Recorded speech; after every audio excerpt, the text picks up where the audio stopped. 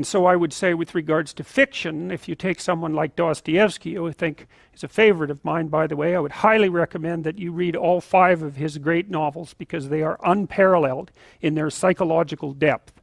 And so if you're interested in psychology, Dostoyevsky's the person for you. Tolstoy's more of a sociologist, but Dostoyevsky, man, he gets right down into the bottom of the questions and messes around. Transformative reading. Anyways, Dostoyevsky's characters, this character named Raskolnikov is a character in Crime and Punishment, and Raskolnikov is a materialist rationalist, I would say, which was a rather new type of person back in the 1880s, and he was sort of taken by the idea that God was dead, and convinced himself that the only reason that anyone acted in a moral way, in a traditional way, was because of cowardice. They were unable to remove from them the restrictions of mere convention and act in the manner of someone who rose above the norm. And so he's tortured by these ideas. He's half starving. He's a law student. He doesn't have enough to eat. He doesn't have much money, and so he's not thinking all that clearly either. And he's got a lot of family problems. His mother's sick, and she can't send him much money. And his sister is planning to engage in a marriage that's loveless to someone who's rather tyrannical, who she hopes will provide the family with enough money so that he can continue in law school.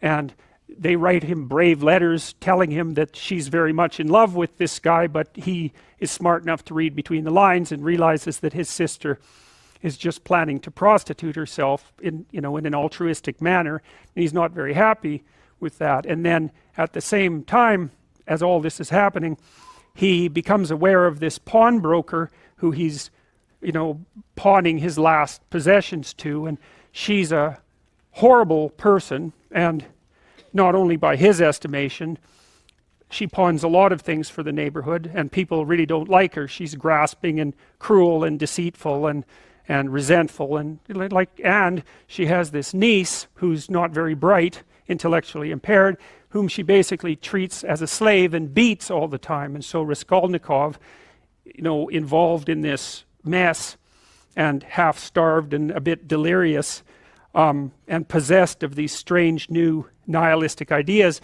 decides that the best way out of this situation would be just to kill the pawnbroker, take her wealth, which all she does is keep it in a chest, free the niece, so that seems like a good idea. So remove one apparently horrible and useless person from the world, free his sister from the necessity of this loveless marriage, and allow him to go to law school where he can become educated and do some good for the world. So one of the things that's lovely about Dostoyevsky is that he, sometimes when one person is arguing against another, or when they're having an argument in their head, they make their opponent into a straw man, which is basically they take their opponent and caricature their perspective and try to make it as weak as possible and laugh about it, and then they come up with their argument and destroy the straw man and feel that they've obtained victory. But it's a very pathetic way of thinking. It's not thinking at all. What thinking is when you adopt the opposite position from your suppositions, and you make that argument as strong as you can possibly make it, and then you pit your perspective against that strong iron man, not the straw man, and you argue it out, you battle it out. And that's what Dostoyevsky does in his novels. I mean, the people who stand for the antithesis of what Dostoyevsky actually believes are often the strongest, smartest, and sometimes most admirable people in the book. And so it takes great moral courage to do that. And in Raskolnikov, what he wanted to do was set up a character who had every reason to commit murder, every reasonable reason, philosophically, practically, ethically even. Well, so Raskolnikov goes and he kills the old lady with an axe. And it doesn't go the way he expects it will, because what he finds out is that post-murder Raskolnikov and pre-murder Raskolnikov are not the same people at all.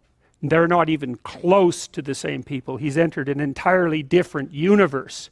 And Dostoyevsky does a lovely job of describing that universe of horror and chaos and deception and suffering and terror and all of that. And he doesn't even use the money. He just buries it in an alley as fast as he can, and then doesn't want anything to do with it again. And anyways, the reason I'm telling you all this is potentially to entice you into reading the book, because it is an amazing, amazing book. But also because you might say, well, is what happened to Raskolnikov true? Are the stories in that book true? And the answer to that is, well, from a factual perspective, clearly they're untrue. But then if you think of Raskolnikov as the embodiment of a particular type of person who lived at that time, and the embodiment of a certain kind of ideology which had swept across Europe and really invaded Russia, and which was actually a precursor, a philosophical precursor to the Russian Revolution, then Raskolnikov is more real than any one person. He's like a composite person.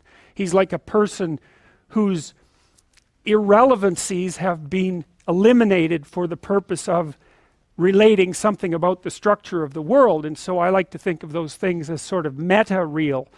They're more real than real.